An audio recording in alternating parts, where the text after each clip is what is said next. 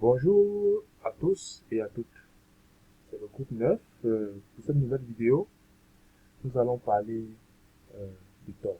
Alors, c'est quoi tort? Il faut noter qu'ici, nous ne parlons pas du tort le plus d'honneur, mais plutôt du réseau tort. Alors, le réseau tort est né dans l'optique de, de vouloir protéger, de vouloir sécuriser les informations personnelles de l'utilisateur sur Internet. Parce qu'on s'est rendu compte que les entreprises privées ou publiques arrivent à faire du profilage. Alors, Tor nous va donc permettre à masquer notre adresse, masquer notre présence sur Internet. Qu'est-ce que Tor? Tor vient de l'acronyme de Onion Router. À l'origine, c'est un logiciel qui fut développé par la Navy, l'armée américaine, et il se servait de ça pour communiquer avec les agents au travers du monde. Alors, bien de temps après, lorsqu'ils ont mis sur pied leur propre VPN, Tor est donc entré, est donc devenu un logiciel libre, gratuit et complètement open source. Alors, concrètement, c'est quoi Tor? Tor donc est un réseau multiproxy qui se propose par un serveur, qui ne propose pas des serveurs, de serveurs proxy spécifiques pour traiter les données. Ça voudrait dire quoi? Vous voyez là, nous avons un réseau Tor, nous avons un utilisateur qui se connecte à travers son navigateur Tor, à savoir le Tor browser, qui est ce navigateur-là, qui va nous permettre d'accéder à Internet via le réseau Tor. Alors, le réseau Tor ici c'est un logiciel vraiment qui a été codé en C, en Python et en Rust. Et il est téléchargeable gratuitement depuis le site officiel. Il est disponible aussi sur les environnements Windows, Linux, Mac OS et Android. Donc, notre réseau Tor est découpé en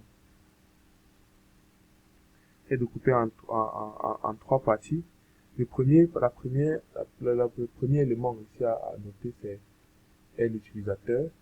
Le second élément est le réseau Tor en lui-même.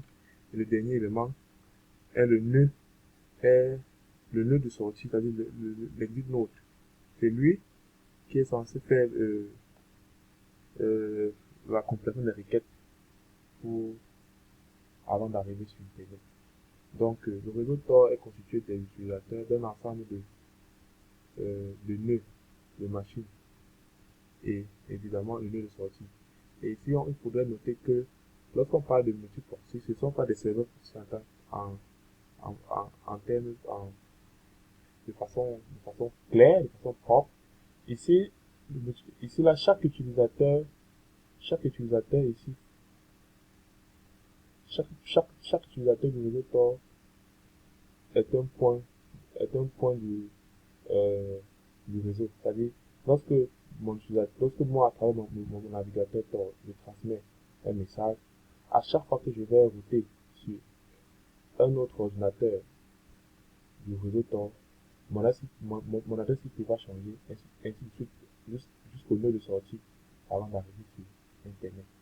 Donc, on se sert des autres utilisateurs du réseau Tor pour, euh, masquer nos informations sur, sur Internet. Donc voilà ce qu'on pourrait dire de façon bâclée sur le réseau Tor. Alors, par la suite, on voudrait savoir, est-ce que Tor est un logiciel, est-ce qu'il est illégal, est-ce que son utilisation peut nous causer des problèmes. Alors là, nous pouvons se dire euh, que l'utilisation de Tor dépend de la politique de sécurité de tout un pays. Et selon le pays, si le pays a presque une loi sur Tor, ça voudrait dire que Tor dans ce pays est illégal. Donc, tout dépend du pays dans lequel on se trouve. Alors, par la suite, comment est-ce que nous pouvons, comment utiliser Tor? Alors, pour commencer à utiliser Tor, rien de plus simple. Rien de plus simple. Il faudrait aller sur le, sur le site officiel, à savoir le Tor Project. Alors, c'est là-bas que nous serons en mesure de télécharger le logiciel Tor. Donc, voilà, nous sommes exactement sur le site officiel de Tor. Plus bas, nous avons le lien qui stipule télécharger le navigateur. Donc, si nous cliquons là-dessus, il va nous renvoyer à ce niveau où nous devons choisir pour quel environnement on voudrait télécharger Tor. Alors, ici, nous avons soit c'est pour Windows, soit c'est OS X, Linux ou bien Android. Alors, j'ai déjà eu à le faire pour moi, à savoir télécharger depuis pour l'environnement Windows. Alors, ce que je vais donc faire, c'est lancer mon navigateur. Le voici.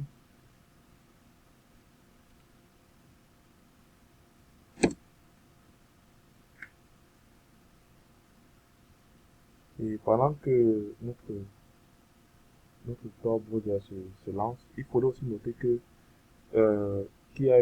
certains chercheurs ont eu à détecter quelques failles sur le réseau Tor, à savoir le chercheur en cybersécurité Niel Craswell et affirme avoir dévoilé quelques failles sur le réseau Tor. Sa première vulnérabilité qu'il a dévoilée pourrait être exploitée par les fournisseurs d'accès Internet pour empêcher les utilisateurs de se connecter à un réseau Tor. Il leur suffirait pour ce faire de scanner les connexions au réseau pour détecter une signature paquet distinct propre au trafic Tor. Ce paquet pourrait même être utilisé pour bloquer l'initiation des connexions Tor et ainsi empêcher totalement les utilisateurs de se connecter au service. Et la seconde faille, quant à elle, peut être utilisée pour détecter les connexions directes. Ces connexions sont utilisées pour créer des passerelles Tor en guise de point d'entrée au réseau. Ces passerelles servent d'alternative car l'accès direct au réseau Tor est bloqué par le fournisseur Internet ou par une entreprise. Donc voilà quelques-unes des failles énumérées par ce chercheur-là. Donc on vous rendez compte que là, il me dit que la connexion n'est pas établie. Nous allons donc essayer de nous connecter. Voilà, on essaie de se connecter là. Mais vraiment juste. Ok, là, une fois que c'est bon, ils sont connectés sur le réseau Tor. Alors, comme vous pouvez le constater, lorsque nous sommes sur le réseau Tor, un des moteurs de recherche les plus utilisés, c'est DuckDuckGo. Là. Alors là, je peux faire une petite recherche. Là, je peux dire,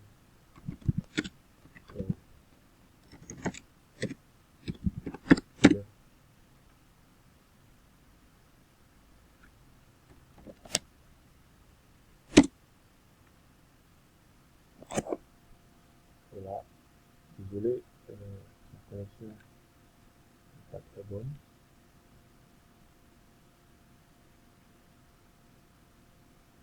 Patiente un peu.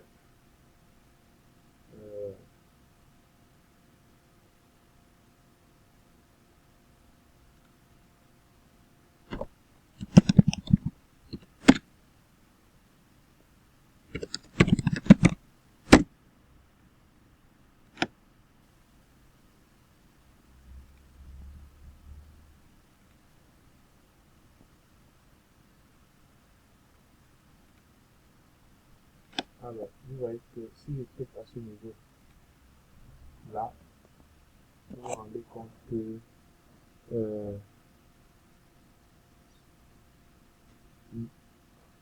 je suis à ce niveau, l'utilisateur à ce niveau est le browser, c'est-à-dire le navigateur.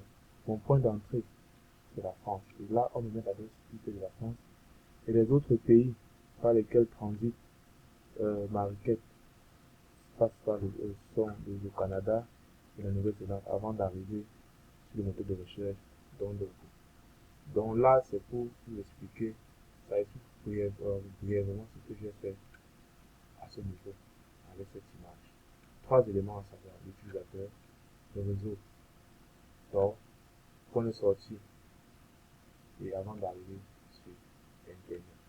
Donc, si je clique de nouveau sur New City for this site, il va générer un nouveau point d'entrée et les autres liens, et ainsi de suite. Donc là, mon point d'entrée c'est la France, je vais encore, mon adresse va voter vers l'Allemagne, voter vers les États-Unis avant d'aller chercher, d'arriver sur le moteur de recherche qui va nous proposer la réponse.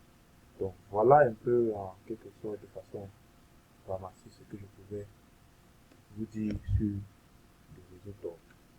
Et pour finir, je voudrais vous parler légèrement du Darknet. C'est quoi le Darknet? Le Darknet, sur Tor, c'est tout élément, c'est tout site qui finit par l'extension, par l'extension .onion. Donc lorsque et pour avoir ces différences là, nous pouvons aller sur ce qu'on appelle sur Tor les annuaires Tor. Alors les annuaires Tor, c'est comme un répertoire où on liste tous les différents liens terminant par .onion. Et ces liens-là sont appelés le dark web. Donc c'est ça l'élément qui est appelé dark web, parce que c'est à travers ce site-là que nous pouvons avoir accès à des informations, à des choses pas très communes. Donc nous attendons pour la prochaine vidéo, à savoir l'utilisation du logiciel Pilus. Merci de nous avoir écoutés et merci de vous abonner à une prochaine et de lâcher un like.